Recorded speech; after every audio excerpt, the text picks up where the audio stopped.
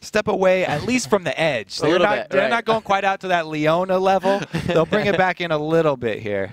Of course. And as we look to enter champion select here for Game 5 on the day, Curse versus Good Game University is into champion select. Immediate Jace ban here. Zion Spartan actually known for playing his Jace in solo queue. Jinte, not so much. So that Jace would probably be a top lane here for GGU. Not going to happen, though. And they followed up with that Karthus ban. Karthus, not only TSM. Like, we keep on mentioning Reggie's Karthus, but a whole bunch of teams. Yeah. All over the world, too. Even in Korea and Europe. Karthus has seen a resurgence in picks. Absolutely has. So has Twisted Fate, actually, chat, saying earlier that he was been number 100% picked and banned in the OGN. So he's also getting no playtime here. Yeah, no playtime for old Twisted Fate. Now they're going to take a little bit of time on their first pick. It's pretty easy to plan out all of the bans, but once you see the bans of GGU, then you have to rethink your strategy. This Renekton Misfortune combo has been really big for Curse. Like we said, that's Cop's favorite champion. If it's open, he will pick her. It fits him to a T. That's how he loves to go about it. And now we see a first pick, Nasus for Curse. We just saw the odd one up here. He was like, you saw those last two games. Nasus is kind of ridiculous right now. And Nintendo X was the one to choose Nasus in their last meeting, so Curse gets that one. Saint also likes the Nasus, but he also likes the Jarvan, so I don't know we've seen Nintendo X play too much Jarvan, which I was going to say we'll probably see him on one of his other champions. He does provide a whole lot of objective control. Like I said, the Dragons and the Barons just become so easy with that ultimate. His skirmishing power, not as great as a lot of other junglers. His Wither, though, is amazing late game. That scaling is very important. We do see the Elise. We're talking about how that was going to be contested between these two teams. Yeah. GGU go for it with their second pick. See what they do. Nijacky's been really liking that Kha'Zix lately as well, but we have seen Voyboy on it once. I think it was actually versus Complexity in Week 9 he did play it. Voyboy definitely an adept Kha'Zix player as well. Voyboy always really likes assassins in the top lane, and then he builds them tanky. Like, he'll take the champion. So he wants his champion kit to have mobility and the potential for pulling off those kills, but most of the time he'll build very tanky. It's only on really those champions like Lee Sin, where he builds it very assassinating. He says it even himself on his stream. He's like, whenever I'm on that champion, I'm going full offense and I'm just going to start playing crazy. You know what's interesting, again, as well, Zion Spartan played Kha'Zix in their matchup the last time. So they're taking Nasus and Kha'Zix and just banning out everything they don't want him to play. So it's really kind of a TSM-esque strategy here in the picks and bans. I like that. Focusing out everybody. The cheeky mouse over brand too. Kind of a call out to TSM's last game against Curse, where TSM threw away their third ban on brand, and they're like, whatever, we don't even care what you guys choose. And then they beat Curse with that. GGU looks like they're calling their shots early, and they say, we're going to do to you the same thing that TSM did last week. Point for the fence. So we see Orianna coming in. It's going to be a safe Nintendo Axis. He repels in here, where they get that ball safety of the command Orianna. So we see what elements can pick up here. He has support. Lulu coming in for himself. St. Vicious has a jungler. We're still actually looking for a possible mid or top, since Nijacky and both Voyboy play Kha'Zix. It's a very flat, fragile lineup here from GGU so far. They do have some good disengage, some good movement and pairing skills here with the Orianna and the Janna, but they don't have a lot of meat on them right now. If that is going to be a jungle Elise, then I'd probably look for them to pick up a top laner who's a bit more beefy. Nijacky has actually been bringing out some Morgana recently, and that would actually require some beef to go on the other side. You're going to have a few people diving into your face, ready to lock everyone up, and you need someone to be able to be there.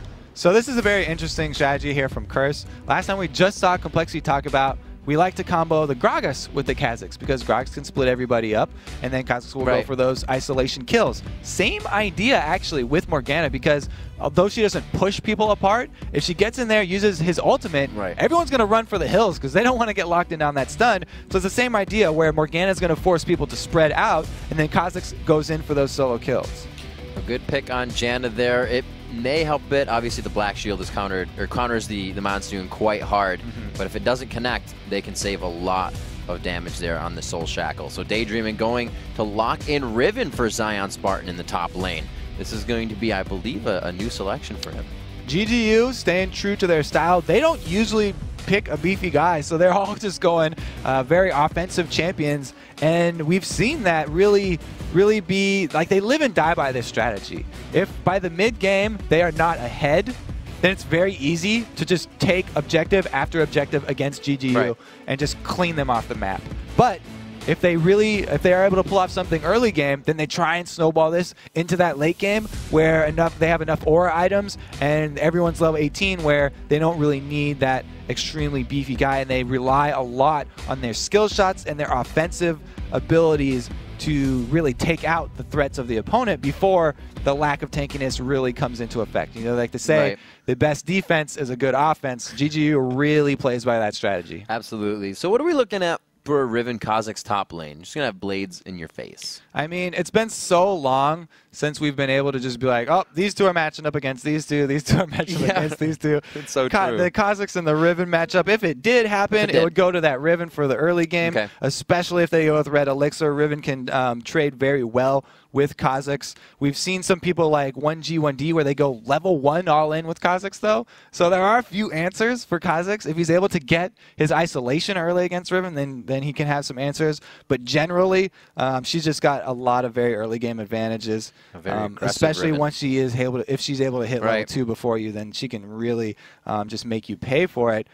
We'll have to see how many Red Elixirs come out in this game because it looks like there's a few really good candidates, and we might see some level 1 action. And we see actually two, Nintendo X rather, and both Daydreaming going down to the Explorer Ward as well as the Biscuit.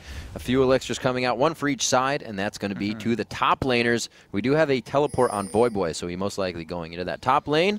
We see everybody focusing bottom here for GGU, and this will be the second time today we've seen a team kind of just throw themselves at the bottom lane. We'll see if it works for him. Voyboy going with that teleport means that he doesn't want to all in 1v1 with Zion Spartan. Because if you go all in versus Riven and you don't have full fighting summoners, you're going to pay for it.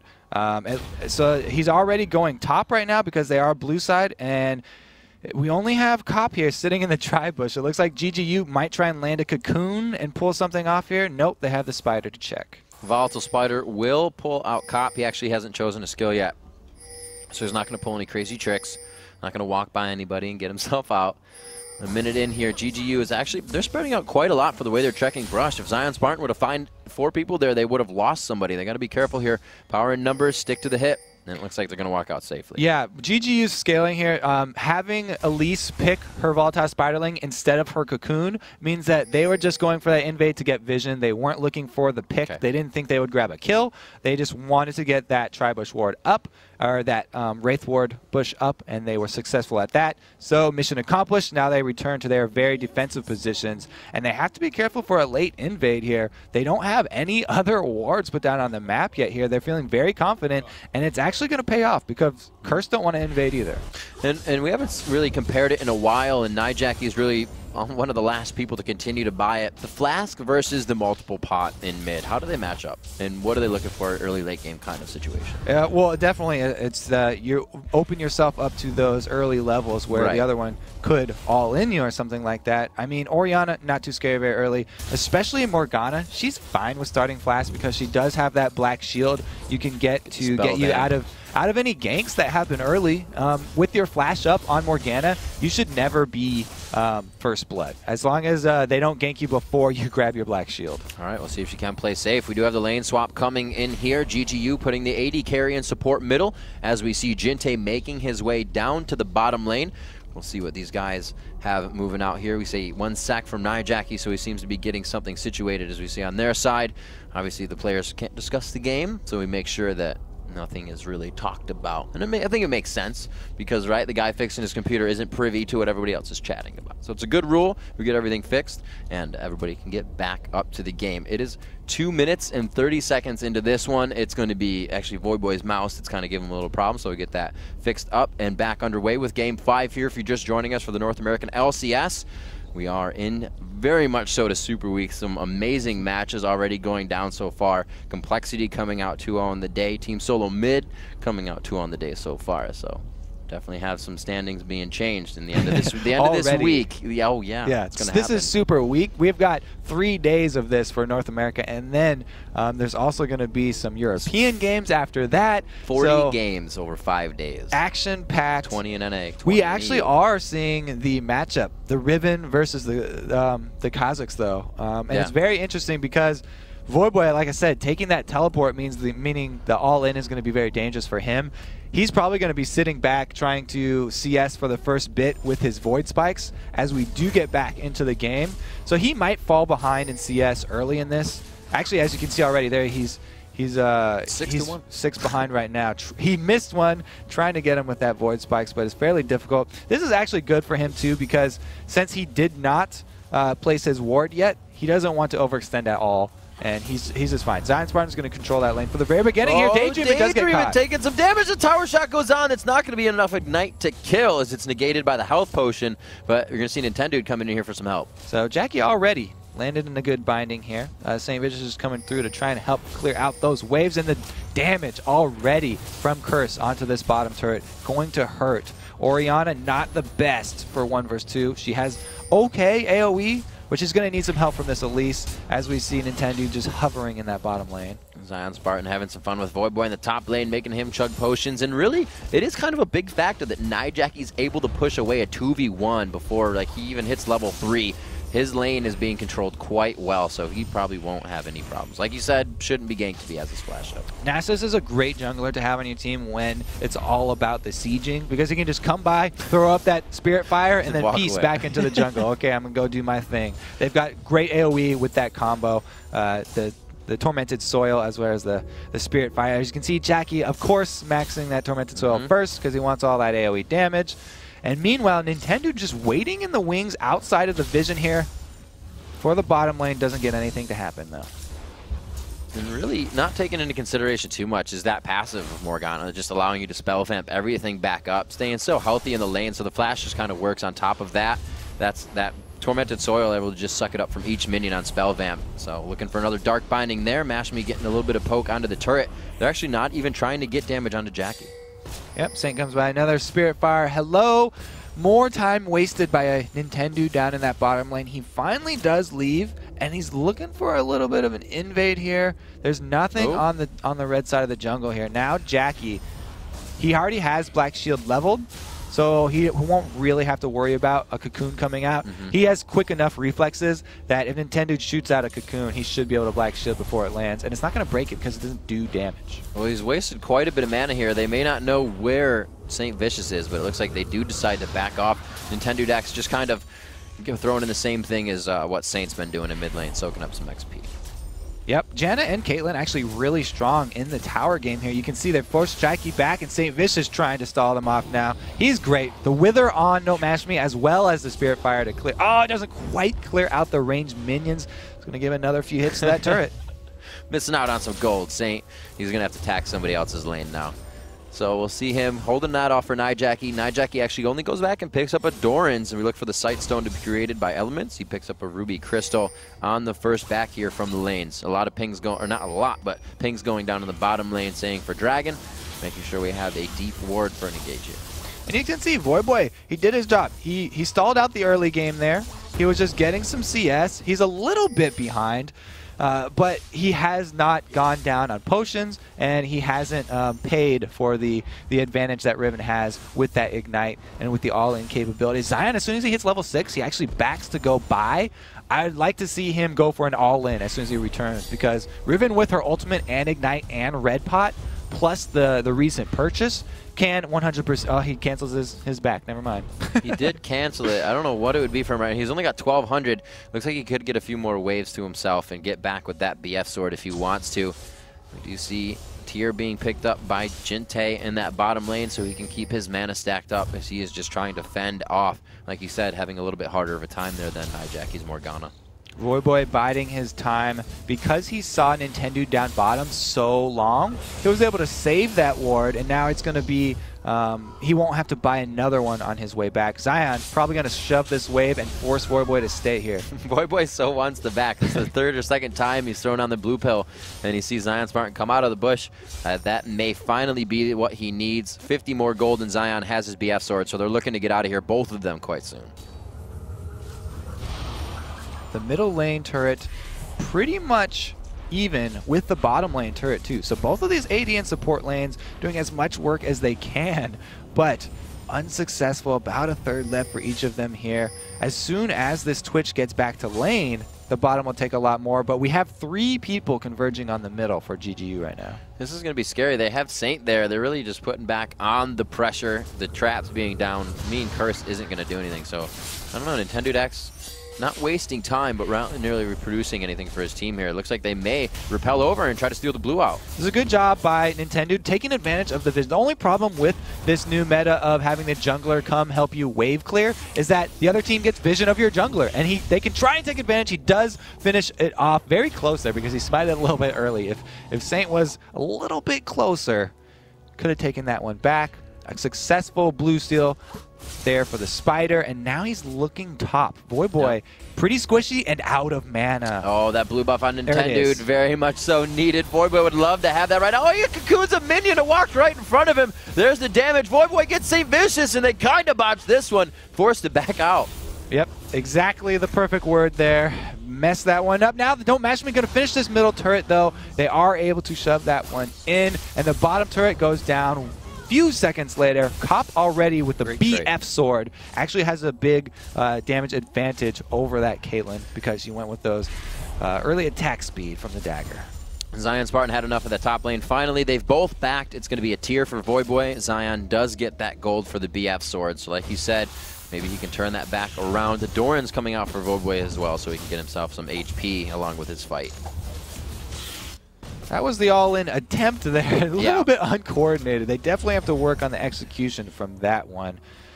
Neither of them really could take those tower hits. Like I said, this GGU team, they don't usually build tanky. They're not tanky early, especially really like the only extra HP that they have are from Fortitude Elixirs, and that doesn't last very long. We'll see what Zion Spartan can do with his newly formed items and forged in the top lane. Get a little bit of a push coming down here in mid. It looks like Don't Mash Me could start to close down, but Janna's not there yet, so it looks like he's just going to freeze that lane back in mid as we get some wards down onto the Dragon here 10 minutes into the game. So the CS here drawn out a little bit. Zion's still pressuring and still gaining, extending that CS lead against Voyboy, trying to bully him in lane. But Voyboy being very cautious, trying to CS with those Void Spikes. The only thing is there's a little bit of an advantage for Curse since the bottom turret is down for GGU. And they do have Nasus, which is amazing dragon pressure. Nasus can easily take out that dragon if left unattended. That's why GGU are doing such a good job of keeping up those vision wards and those sight wards around dragon. We'll see Mash Me picking up a BF sword soon. Probably he's going to go back and they'll have that damage they want for the fight. The BF sword's already in the hands of Twitch. He goes ahead and spends the 1,000 that he has to upgrade Zerk boots and grab a red elixir. So objectives are looking quite good in the eyes of Curse right now as they set up for it. The Aegis starting to be purchased up by St. Vicious.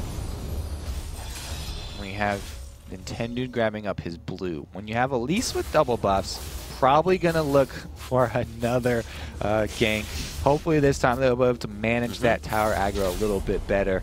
Repel is a great tool for that. You can get it off yourself the last second, but you still, Voyboy's an assassin. He has great movement speed, and he's known for turning around ganks into kills for himself. So you have to be careful anytime you are going to gank Voyboy because he's going to be looking for a kill when he gets 2v1. He's not trying to run away.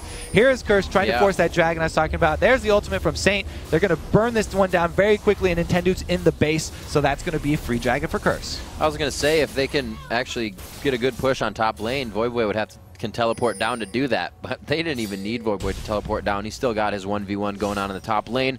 95 to 75 there, so Zion Spartan is winning in the minion score realm, but it looks like they're pretty even, not on items, but just on being able to fight each other. Like you said, that's not what Voyboy wants, though. That teleport's going to keep him more passive in lane, and GGU looks to put pressure on the bottom.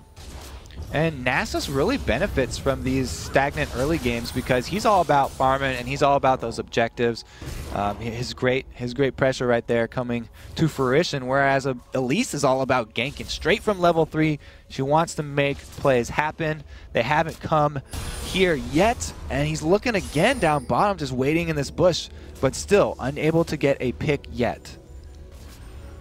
See if Janna is running any more AP. That Howling Gale did quite a bit of damage there to Cop, so definitely going to see if Daydreaming comes out with his usual offensive build. He has been one of the supports that loves to do that. Athene's Unholy Grail, Fiendish Codex, into Morellum Namicon, or whatever he decides.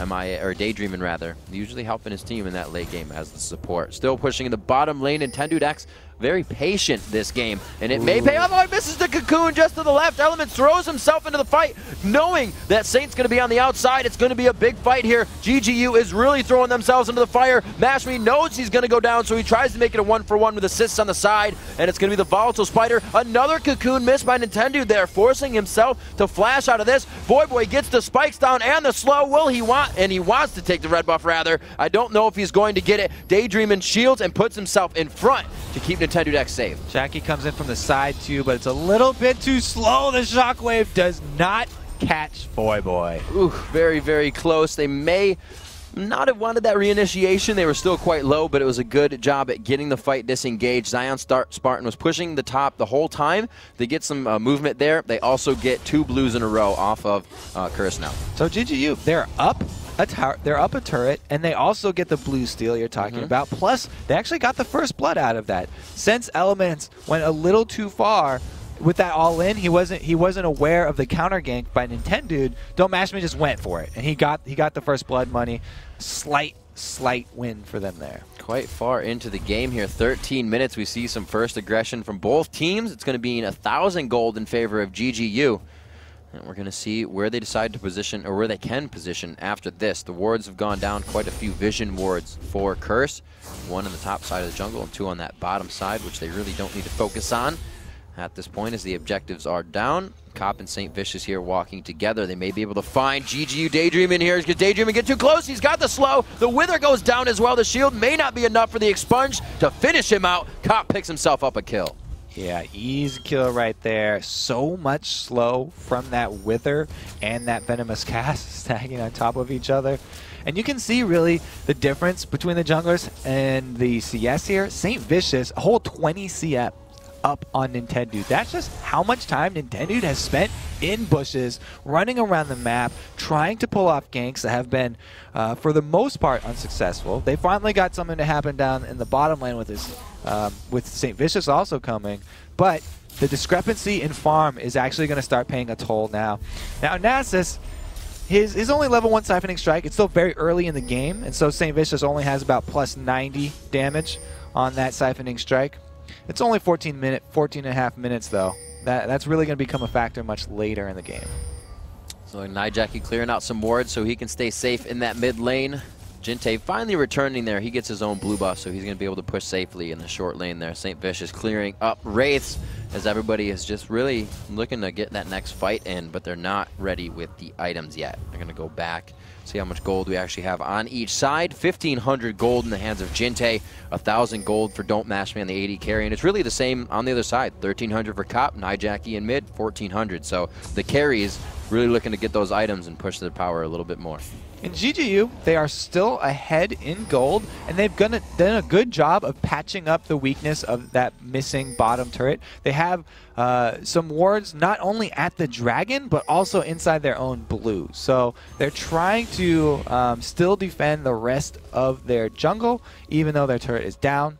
And they really need to take advantage of the fact that they do have that middle one down for Curse, because that really opens up the rest of the map for Invade's top side. So is GGU kind of need to be pushing something they already have an advantage on now? Or are they waiting too long on something? Or are they all right for the time being? It's really, GGU needs to have the spread out fights because, like I said in the beginning, they don't build defensively early. They're all about burst damage. So they need to be the ones roaming, the ones catching out people for ganks, the ones really nabbing people off guard. In a full 5-on-5 team fight, you benefit a lot from having someone extremely tanky. Elise has an Aegis of the Legion, but her champion is not inherently tanky. She's more about avoiding damage with that repel. Whereas St. Vicious on Nasus, he's got Aegis of the Legion, but he pops his ultimate and he gets a huge burst of HP from that, allowing him to soak up more damage. So we see the Morellonomicon coming out here for Jinte on the side for GGU. Infinity Edges finished for both of the AD carries. And we do have quite a few pings going down. Dragon is going to be in 10 seconds. Mashme looks to cancel out a loss of a dragon here, or maybe even push the advantage if they can get to it. He may lose his life for going for this. Comp decides not to go for the kill or any damage. Yeah, he's got Daejun right next to him there, ready to support his buddy. Looks like everybody making a move down for the dragon. They have it pre-pink warded. So the vision advantage is there. We've got Voidboy up top, and the teleport on cooldown for another 3 seconds. He is definitely waiting. You can see him starting to run down already. The dragon goes over to Nintendo. The teleport coming in for Voidboy. Nijaki quite hurt. Soul Shackle locks them up, and here comes Voidboy into the fight. The spike's not really able to hit anybody, but Curse has already cleared them out. Voidboy is really just there to boot, and it looks like he may finalize one more kill. Gets the flash in the kill. The Ignite will be saved with the shield coming out from Lulu. Mashme could go down here. He throws a trap far to the left side. They don't like cupcakes that much, and Cop finds another one. Oh, everybody on Curse getting out with little slivers of life right there. Jackie had not completed his Zhonya's. He had all the pieces, but he played like that thing was done. Yeah. He got the ultimate from Elements, and that was enough life to keep him alive for the rest of the fight. Then Voidboy chasing down there also gets below 50. Again, escaping unscathed. They do not drop anyone in that fight. They take a huge swing in power. Not only the kills, but also answer up with that middle turret, evening up the map control. And it's really just kind of pushing more pressure onto GGU because that fight allows Nijaki now to have the Zhonya's. Their fight engagement became that much stronger, even if it wasn't from the previous fight. So GGU really has a lot to think about coming into these engagements. Yeah, they did get that dragon because they had those few seconds. I mean, the few seconds that were left on the cooldown of Voidboy's teleport were so essential for GGU right there. So at least they got that global gold. And the thing is, all the kills, most of the kills went to Cop there. He's at 5 kills now. Already Infinity Edge plus Zeal combo as well as a Fortitude Elixir. So the next team fight, not only are they going to have Jackie with Zhonya's, but they're going to have Cop, a really, really big presence on that back line with his spray and pray. He jumped a whole 1,000 gold, 1 grand over Don't Mash Me. So right now he, like you said, sitting quite pretty on items. We'll see what they can do to pressure this bottom lane once again. And Cop sitting at, like you said, 5-0-1. KDA is still going through the roof. You're going to see who they give this one over to. Jinte looks like he's going to be grabbing it up once more. They don't have, well, they do have good wardage on their side, I should say. Pink wards for there, but they don't have any offensive wards. They don't know what Curse is doing until they get into their own side, until they get into GGU's side of the jungle, I should say. GGU really hoping for this Elise jungle to pay off by catching someone on Curse who is not by Jackie with a cocoon. Because if Jackie's nearby, he's just going to land that black shield and will foil all of their plans as Voidboy goes for a little aggression onto Zion there. Now we've got 2 people up top trying to shove that turret down. Well, they have a lot of caution going into this as well. The ward on the bottom shows them that they are 2v1, and they are more than happy to dive this. He doesn't have enough crowd control for both of them, as tanky as they are right now. So they're going to get the poke damage in, cause him to chug down those potions. He still has the elixir, so he has that ace in his sleeve if he gets real low. Riven scales so well with AD that the shield she gets, which Zion actually max second from Valor, is over 200. Oh, it's over 300 damage right now. So he's got a 320 damage shield on Valor every few seconds here. We even have Jinte coming up to defend it, but that's 5 members of Curse. And GGU smells that one coming. They just back off and lose their last outer turret. Nijaki is going to put himself in the front to thwart any other engagements coming in or disengage if they need to. 30,000 gold to 29,000. GGU is sticking very close considering it's 7-1 right now at 3-2 in turrets. It's going to be very close for GGU here. Oh, like I said, they need a good cocoon. Oh, Mash Me. The cleanse goes out. Mash Me's getting so hurt. The ball goes on. It could be the save, and there's the Janna ultimate, but everything's been in defense so far. Zion Spartan going man mode into the middle of the fight. He does get Wind Slash off, a good amount of damage to the back line, but Saint and Nijak here towards the front. They finalized the kill after the Zonias. They said that was the big part of the engagement. They were able to work around it. They go 2 for 1. Not too bad. Ooh, very close right there. Was a good idea by Zion. He went in straight to everyone, trying to get the stun off so that he could set up a perfect shockwave, and they're able to take down Jackie, but too much frontline presence here from Curse, able to scare the rest of GGU back off, and having Don't Match Me get caught out to start that fight was really, really, you know, where the disadvantage came from. It only comes out for a 2 for 1, so not horribly painful, but they had already lost that outer turret as well. Yeah, they have actually one true melee on the team, and they started with the one range they don't want in melee.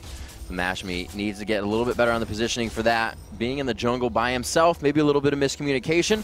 We'll see if they can call this one back into their favor. 9-2, but like I said, the kills really aren't meaning much. GGU has been able to kind of get to the objectives, keep themselves in the game that way, and also take down a few turrets to keep that global gold up and almost in their favor. They're only down by 2K gold here at 22 minutes, and Curse looks to be dominating. But like I said, it seems even.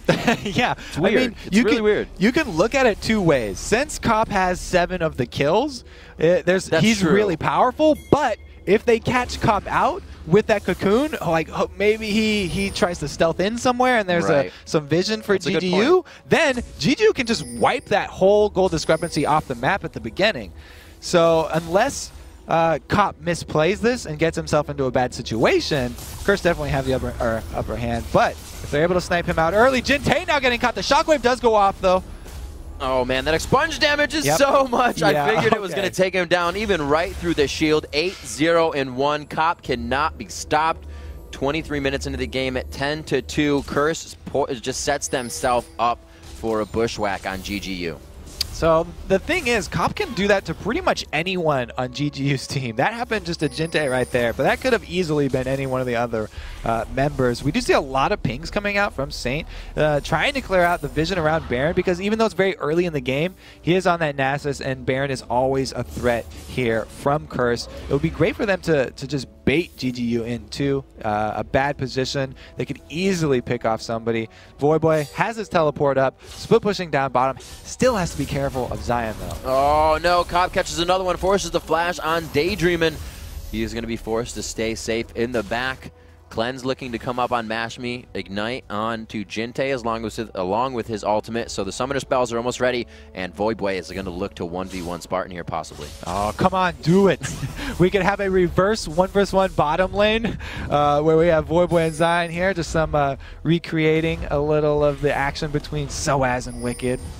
Looks like they're just going to be content to farm. And Voidboy actually won't even defend that bottom turret. So that's going to be a bottom turret for GGU. While Curse have control. Mash Me caught in mid. He gets the slowdown. Can Cop get in range? He had to use the flash. The red buff wears off, and the expunge is not enough. But both flashes are used, so that plays into the next fight. You always have to be wary of that late game twitch. He's the AD carry that can go invisible and sneak up on you.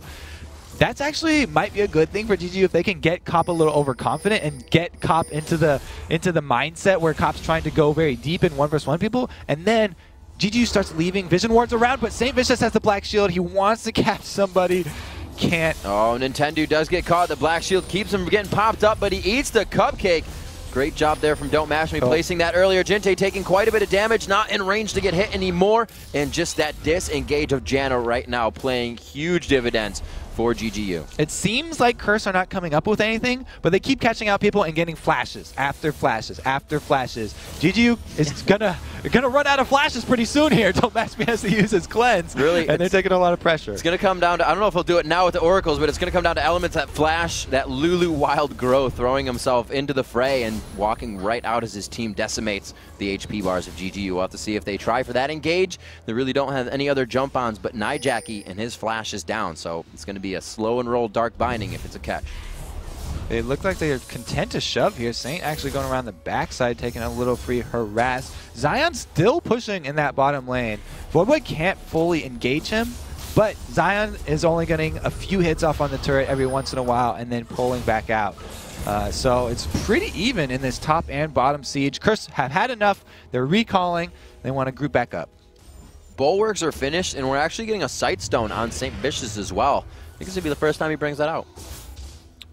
The first time for a Sightstone on the jungler for Curse, yeah. I mean, they want to keep that map pressure. It's a pretty good buy here. They've got the Oracles, and it's very cost efficient to go for those Sightstones if you want to keep up all the wards. Not a lot of people on Curse buying solo wards. So, you know, it's pretty good investment there, going for the long haul. Curse don't have to rush anything, so they'll definitely grab that one up. I know we've seen some in this super late game, but coming out here 26 minutes, looks like Saint wants to buy himself up that Sightstone. 10-2 here, 39,000 to 37,000 as GGU still keeps that as it goes up. They keep that deficit at 2,000. And they're looking now to pressure the mid lane. Pink ward's going down all over the place. I believe Oracles may still be up for Elements. He does have it as he sweeps over that Baron pit right now. And Daydreaming has one as well. So these guys looking to clear out and go for the Baron boogie. Saint also picked up a Kindle Gem on his last back. Yeah. That is one of the best items for almost every single jungler right now that's popular. Because they all scale so well with cooldown reduction. Nasus, if you think about it, that's the best possible stat that he can scale with. He doesn't get that much out of AD. There's not a lot of scaling there. And his AP, really, the Spirit Fire and the Ultimate, it doesn't help very much. The best thing is to be able to use all of these really strong abilities more and more. That's really the only thing that you can scale Wither with is cooldown reduction, so you can keep up Wither more and you can use your ultimate more. You just want to be able to use all your spells all the time, basically, is what we're saying about Nasus here. We'll see if he can get to that state. Zion waiting out in the bottom lane here to see if Boy pushed any more. He finally had enough of it. He did get that Guardian Angel for himself. So we'll see how that fares for them in these game fights coming up at 28 minutes. It is going to be a long one at this point. At this point, both teams are going to at least get 2 or 3 of their spell rolls off in their kits. So it's going to be who can do it better and who has that positioning. Shockwave can really turn a fight around, but so can Soul Shackle.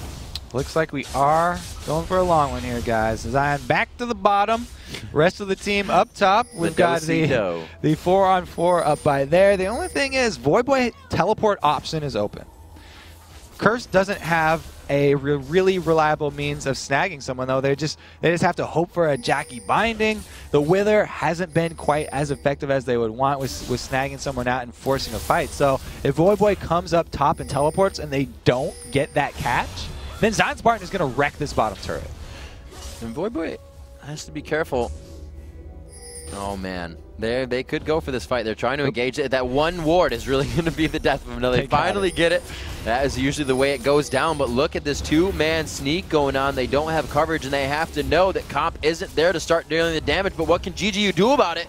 That Baron is going to go down. Saint may not be able to initiate with his team after this. So it's going to have to be slow here for Curse if they want to get out alive. Yes, they're just going to back. It was a really strong sort of poker mentality move there from Curse because they had been playing that catch game for so long. That was like 5 minutes straight of poking around in your red side jungle. So there was no reason for GGU to think that Curse were actually doing the Baron. It was a very good bluff. They finally did it, pulled it off with those 2 people. Elements and Jackie doing a good job keeping the rest of GGU busy, and it's a Baron for the bottom turret. So it wasn't exactly free, but that's a really good trade. Absolutely. 20, that's not 29. 293 is how you say it. It's going to be the amount of CS for Don't Mash Me to 235. That top lane is 276 to 254, so a good discrepancy there in favor of GGU, and really could be a lot of where their gold is coming from. With that Baron, it is going to make that 2,000 gold split into a 4,000 gold split finally, but I don't think it's really going to hurt GGU that much. They're still in fighting form. They just have to find it, right? Void and both Zion Spartan have been off on the side in these fights, and it's always been a diver, Mash Me, somewhat getting caught out. Not really his fault, just positioning of the team has not been ready for these engagements. Yeah, it looks pretty bad for GGU in the in-game. Like, they are seeing this 10-2 and this Baroned up Curse coming down middle, but they have a very, very key item here where Zion's got his Guardian Angel. So the lack of tankiness is actually made up a lot right there. Since he's got full offense, he's going to jump right into the middle of Curse, being able to put out a lot of damage, hopefully get Shockwave into a very good position for Jinte, and they can actually put out a lot of very good AoE damage, especially on a turret dive from Curse. GGU still have a pretty decent chance here. Only 5k gold behind. They still have a good pink ward here, actually, because if they do catch out Cop, like I said, that's always the best possible situation. And as much as we say, you know, GGU is in this, the next fight could mean a huge swing. If they all 5 go down without being able to make an impact on Curse, without being able to hit those health bars, and they start losing turrets, this evenness that is still somewhat there is going to be quite lost. This minion wave coming in, Curse was able to take down mid-turret with that Baron buff without really any push off or contest from GGU. They might be able to do it here on this inhibitor. Yeah, no amount of tankiness is going to make you tanky enough to withstand Cop right now. He's got his Last Whisper on top of the Infinity Edge Phantom Dancer combo, so what you have to rely upon are stuns on Cop. You have to keep Cop on his back foot. Keep him moving, make him use his cleanse, make him backstep, and make him use that flash so that he's not continually putting out the damage. Only problem is there's a huge, huge problem in Jackie. He's got that AoE ultimate, and he's got his Zhonya's ready. Actually looking at those distortion boots as well to get himself into situations where he can flash into that fight and really be a disturbance and cause some chaos for Curse in the fights against GGU here. GGU doing everything they can to set up defense with cupcakes and Orianna balls just in the front of this inhibitor turret. There's another one going down. He's got the full line of cupcakes, and that's one of the hardest things to break. Yeah, Zion looking for the 1v1 here. He wants some hope for his team. Voidboy not going too deep, though. Just backs right off, and he's able to keep the wave there. Meanwhile, the rest of the team, one shot at a time. Saint went cupcake hunting. They put Black Shield on Saint, and he just walked over all 3 of them. So Mashme looking to bake some more. And really, the siege is good from both teams. We said it before. As the 1v1 may go down here, the Guardian Angel's going to give him the upper hand. If Zion Spartan could turn that off right now, I bet you they still keep going at it. Voidboy tries to get away. That flashes the wind slash. Void spikes backwards. He's going to be able to jump out of this one. Do you have the gap closer, Spartan? But it's going to be pressure on the turret. Voidboy knows he is just causing the draw here from Zion Spartan. He even has a teleport to get in with the team. It's going to be Nijaki going down there after the Zonias was used. Going to be Wild Growth onto Saint, but it's the backup and disengage after that. Jackie sacrifices his life basically right there, zoning for the sake of the turret. Rest of Curse does take that one down, but a good shockwave doesn't let Jackie leave, and they actually pick up a kill for it. That duel down bottom, though, very impressive. Voidboy escaping with that flash, barely dodging out the wind slash from Zion Spartan. You got a thumbs up Voidboy on that one, because there's been YouTube videos recently of him doing the same thing on Kha'Zix in First Blood, so that play really coming out, just being able to hold very sound mechanics in a tight spot, and it keeps him alive for a team push in the top lane, very hotshot GG-esque, if you will, in the way that Curse played that one out with their push going on. Now the thing is, a free Dragon from GGU, sort of pulls them a little bit back into the game, but their base has been cracked open by Curse. They got that turret down. Now they just have to go finish off the inhibitor, but Voidboy's got some more action down bottom. No flash this time. There, he is going to want to fight this one. It could get away there. There's a wind slash. It's enough to get out that time. I figured there would be a little bit of armor there to help him out, but a 2-fed Zion Spartan, 310 CS. Voidboy is kind of disgruntled about that one, but he will be back in 40 seconds. Kobe, Curse needs to make a move. Yep. For all the vision that they wanted with that site war, the site zone on St. Vicious, they weren't able to save Voidboy. He goes down for free. That's going to be a little bit of pause here, because while Curse are ahead, they need every member. They have to have at least the threat of Voidboy teleporting in. If he's not on the map, then GGU will just take it and run with it. You saw the bonuses of your team building all offense is that you can still burst down people this late in the game, no matter who it is. As we go ahead, look back at the inventories quite now into the late game phase here of Game 5 on the day. It's going to be 334 CS for Don't Mash Me to the 283 of Cop, but Cop's play at 8-0-1 has easily accumulated that CS in terms of gold. It's 12,500 to 13,900, so 14 grand in the hands of Cop alone, and he has the most money in the game right now. Curse doing a good job here, just shoving the middle lane and then swinging up to the top, up to that exposed inhibitor. Baron is up in 40 seconds, so if they pre-sweep the Baron for wards right here, then they can keep GGU blind, continue to pressure on that top inhibitor, and that's far enough away from Baron that Anasis with his ultimate, followed up by that extremely powerful Twitch, could burn down Baron for another two-man Baron. But it looks like they're going to go behind the minion waves and start on this inhibitor. The rest of GGU is here to answer. This is perfect. Spirit Fire is going to go right across GGU, and so will the spray and pray of Twitch if they can finalize it. Cop taking a bit of damage from the backside, but that is ace in the hole down, so they won't be finalizing any runaway ultimates here. It's going to have to be everything up front for GGU and their kills. Baron's been prepped. It looks like Curse is going to play that poke game now. Jackie's got his flash up, so if they want to initiate, it is theirs for the taking. And Cop being very patient on the backside. See Saint go ahead, trying to waste some summoners here, really trying to get in the head of GGU as they throw down the cooldowns. The minion wave coming out, so you can see them getting pressured back just a little bit, and they're doing everything they can to hold that inhibitor. Looks like they are. Just the whole team falling back to that Baron for that Baron threat. They want to force GGU to come to them. Oracle's on Elements, means they're going to be able to clear out this ward, but he gets caught with a cocoon. Elements does get caught. A great black shield saves him from getting popped up, but he still takes all the initial damage there. Backing out of this fight, they're going to have to be careful. That's the Oracles that could go down soon. That's the way they clear these objectives, and GGU is going to take some aggression off of this. One man getting poked down like that means all their threat is gone. Now it's going to be a little bit more of a farm session for GGU. They get some breathing room. They're trying to catch up here. This gold lead slowly dwindling. Looking at summoner spells on both sides. Mashmi's cleanse is up. The flash for Voyboy about to come up, probably 30-40 seconds. Everybody is completely fight ready besides that, and it's actually going to be the same thing for Zion Spartan's flash. They used that in their last 1v1. So Zion Spartan wants to get another pick on Voyboy here. He's trying to be a little sneaky in Curse's jungle. And he wants to see which way Voyboy's going to come. He actually left the bush, but he's going to go for it here. He saw him coming around the corner. You see the wards getting cleared out in that top lane, and Zion Spartan's just going to go ahead, create pressure in the bottom, and this is really great play from Zion. GGU is one of the early game or the younger teams that are plagued by late game mistakes, and here they're keeping those out, and it looks like they go in. They are able to get the steal onto the Baron. That goes to Nintendude, still staying in the fight. The Soul Shackle's only going to lock him down, and they get out of this. The ace in the hole takes down Nijackie. They continue the fight. A great Monsoon knocks back Voyboy. They're not able to steal any more Barons, and Zion Spartan is whacking away at the bottom inhibitor turret. Voyboy had to teleport in, and they're making moves on Curse. That was perfect for GGU.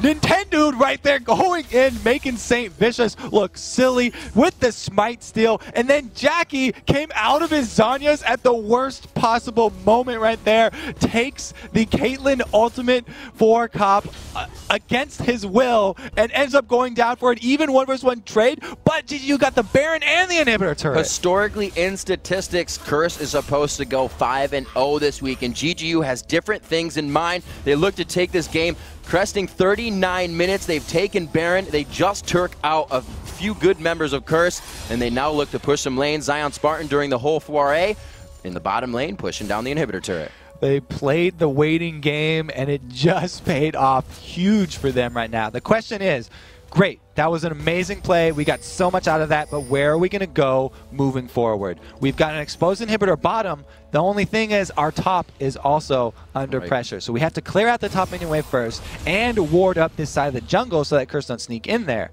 Making use of this Baron buff is going to be huge for GGU because they still have that Guardian Angel on Riven, which is going to be huge. It makes up for their lack of tankiness. Even though Nintendude is building all the tanky aura items, they don't still have a point man. Zion's going to be that one when he's got his extra life up. So he gets in there and they get off a good shockwave.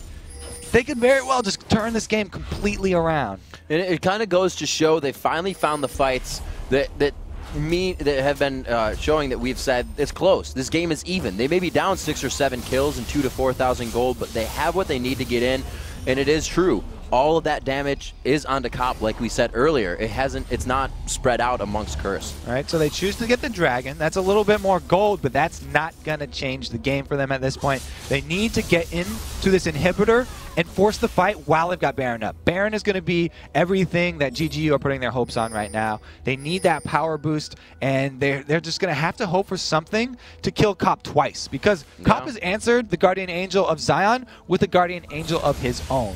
Even after he goes down the first time, GGU still have to follow that up with more CC and immediately execute him so that he's not able to get that free spray and pray off. Waiting in the bush is not going to help.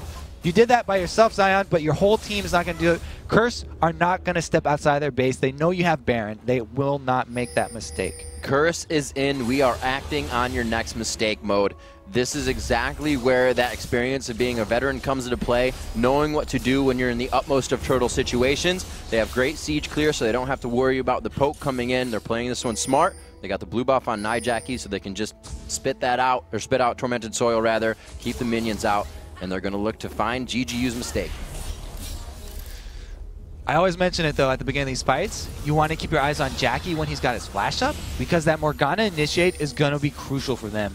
Their whole team was about, you know, we need to isolate people by getting that Morgana ultimate on as many people as possible and then forcing them to spread out so that Voidboy can get to work. If they aren't able to do that, then they don't have a lot of pressure and they won't be able to keep people off of Cop. They need Voidboy to be an extreme threat. I mean, they've got 2 Guardian Angels now to answer for Zion, going a little Gambit style here. Everybody taking a bite of the cupcakes too, slowly whittling this down. But every second that they waste here is another second off of Baron buff. And that top turret going down as GGU pressures the bottom. And, you know, to add on to the fact that those Guardian Angels are there, both of those champions can also go invisible, so they can really utilize how that Guardian Angel is used. Cop possibly saving his flash and cleanse after he comes back up to get out and cause that Guardian Angel to really be that Guardian Angel, is saving grace. So there's a huge wave top for GGU. The moment Voidboy steps away and they get vision of this, they can go in and get a couple hits on the inhibitor, but they don't capitalize on it. Mash me very close there. Nijaki didn't even choose to throw out a binding. It gives Voidboy a little bit of time to Void Spike out. And it looks like they start to back off as they see Voidboy has also as well. Wasted all the time of that Baron buff off. They got a little bit more gold. They've evened up the gold lead here, but they weren't able to take any inhibitors. No crucial objectives were secured by GGU. They've evened up the playing field at least, and they'll need to purchase with those items. Now you see the Quicksilver Sash coming out from Caitlyn, so she'll be a little bit more mobile and continue to be able to put out the damage from the back line.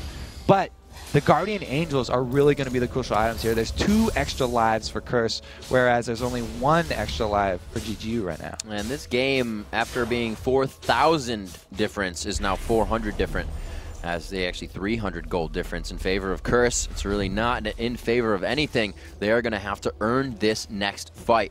See the last Whisper now being built onto Voidboy. He's almost full items as well. Zion Spartan has that Doran's Blade still as he's working on probably some more damage. Obviously, BF Sword coming out, so he's looking to really put on the pain. It's interesting because every time Curse wins, we always interview them and they say, yeah, our strategy is just to wait for the other team to make their mistake and then we capitalize on their mistake. GGU are really playing their own game against them. GGU are playing the waiting game as well. They capitalized on the last play and they're waiting for another one. They're just happy to sit on this Baron. There's another minute. They're warding up, and they've got control of that area right now with this Oracles. They're playing a much safer game than usual. This is not the GGU of old. This is a newer, more mature bunch of 18-year-old kids. It's interesting to see that Voidboy can't use that teleport to split push effect. He's forced to stay with the team now, and it's going to be their initiation to come in. It really changes everything. I mean, as this late in the game, one person gets caught out and everything that happened before kind of means nothing now. They're definitely, growing up right before our eyes here, Riv. These kids, they grow up so fast these days. All of them just waiting in that bush, trying to catch some member of Curse out. I mean, like I said, they've got the Baron prepped. It's only going to be 15 seconds now, so we're going to see another one of these epic dances around the middle of the map. There's inhibitors exposed. Baron just came up. Ooh, they kill a ward there, you know. They are just running parallel here down the lane, down the jungle. They're going to have to meet at some point to get the wards out. It's just outside the Wraith Brush, so they have a bit of vision. Going to be cleared out with the Oracles. 45 minutes in here as we are very late into this game. GGU can't get into their base. We kind of saw this last game. The team cannot get into their base. It's kind of hard to defend your turrets, and Voidboy is just taking doing damage to that inhibitor turret. Nijaki flashes himself in. Soul Shackle doesn't lock up anybody. Oh, Shockwave gets 4 members of Curse. 3 are forced out. St. Vicious cannot get the back line to help him out here, and Zion Spartan drops Elements. Curse just found themselves on the back heel, running home. Good job by Zion there. He flashes in to get the kill and then gets right back out. He didn't have to pop his GA. They took down one of the members of Curse that was exposed and didn't have an extra life. Great job by them. Again, capitalizing, just waiting and biding their time.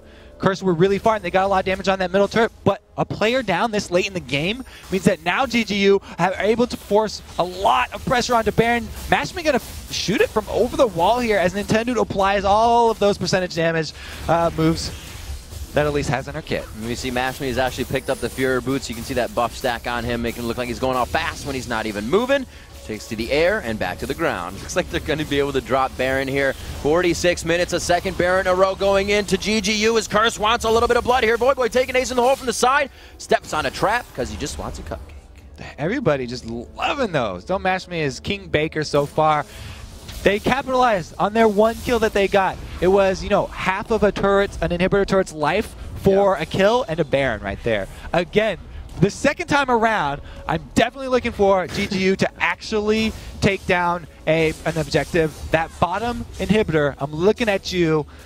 They've really played this one so methodically, and they really have, you know, grown a lot. This is not what we've seen from them in the past. This is definitely a well-thought-out plan here from GGU, and if they just swing down through that dragon and then pressure bottom, they can force a fight here with this Baron buff up. And this really is the third time Elements has bought an offensive item on support. Seeing that Daydreaming is also going damage and has every game, these guys are pulling out not all the stops, but adapting well. Everybody on GGU, except for the jungler and support, have hit their level 18. So you saw how effective that shockwave was. Yeah. I mean, we've got the spell penetration comboed with the massive ability power that you get from a death cap on top of Seraphs. The shockwaves from an Orianna 640 ability power with both the percentage and the flat penetrations are going to hurt everybody late game no matter what. And that is AoE. Even though Jackie did a great job of spreading everyone out, he doesn't get that same chunk of damage that Jinte does. Look at you. They're using Voidboy as bait here. They're like, oh yeah, Voidboy's doing his same old thing that he always does where he split pushes bottom, and everybody else on Curse kind of waiting around to jump on him. But Zion does not overextend this time. Really good safe play here. They are playing it super safe. Zion Spartan didn't even leave until he could absolutely not be seen in that lane, and he's still playing it safe. He's not going through Tribush where there might be a ward he didn't see somebody just place. They're going back into their jungle and clear everything out and come into this fight 110%. Curse really, for the first time, on their heels against a GGU. And GGU, as we said in the pregame, they were able to give Curse their hardest time when they faced them with the Kale Twitch combo. They don't have that, and they're still giving Curse a real hard time. GGU only have 2 minutes left on this Baron, and they're not making their move yet. We've got Jinte in the base still. Now they look like they're finally heading to the bottom lane after they picked up the dragon and went back to buy one more time. Don't Mash Me has upgraded his Quicksilver Sash into that Mercurial Scimitar. He's got a full build right now. His item slots are completely packed with every item that he could possibly want at this point. Even the boots are upgraded fully. Zion Spartan looking to go triplet Bloodthirster in his build. I'm guessing that because after the first one, I didn't know what he was going to build. I thought he just got it for damage, but 3 Bloodthirsters for Zion as he goes towards that build, the Last Whisper there, and really on top of the Guardian Angel, you're probably not going to be able to kill him with that much lifesteal. Yeah, with the 2 Bloodthirsters plus BF Sword, he's already at a 550 damage shield on his Valor that has a 5.7 second cooldown. So talk about not having to build tanky, but still getting those tanky stats.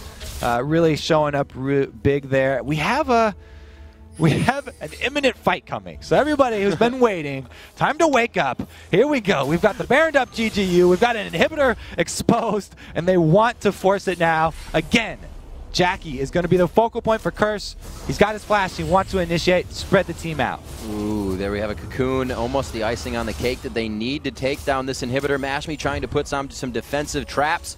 They do want this inhibitor, Kobe. You are so right, but they cannot get in for the poke. There's just way too much siege clear. Voidboy spikes into that tormented soil every time. It's like the Barons are just completely going to waste.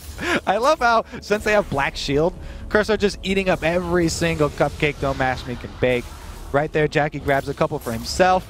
So this late in the game is actually where the Siphoning Strike stats from Nasus come into play. He's got 243 extra damage on that. That's because he was a jungler Nasus. It's 50 minutes in, and that's not a very big number for a lane Nasus, but the jungle Nasus maxed that last, and it doesn't really stack up that quick. Still, that 250 extra is going to be doing a lot for him. The later and later this game goes, the scarier and scarier it is to have one person on your team go down. If Curse can kill at least Nintendo, even a few of those carries on the team, Voyboy taking quite a bit of damage there, and they negate the Dark Binding. Nintendo X is just going to be able to sit safely in that crowd control. And we see Curse really on their heel right now. Damage to the inhibitor. It's going to be healed back up quite slowly, but Mashmi is getting in there for the pokes. They're working their crowd control very well for this defense and offensive play. Nintendo might have to worry about losing his... Oh, there we go. They're going to initiate. The Baron buff is down. Oh, so close. They wanted it. Elements took so much damage once more. They see it again. Gente taking damage from the backside. Jackie doesn't even get to put the Zonias on. He goes down. St. Vicious taking quite a bit of damage. Tries to throw down Wither to stop it, but they get out. The Guardian Angel not even pop for Zion Spartan. They've opened up the inhibitor, Kobe. This late in the game, the full damage builds really trump any kind of tankiness. Jackie right there. He had Zonias available, he had Flash available, he had Ultimate available, didn't get to use any of them. They completely took him out of this game. Now they're going to be not only rewarded with that inhibitor, but the turrets as well going down on mid. Using the heal to keep them in the game. They may have some low mana bars, but they do have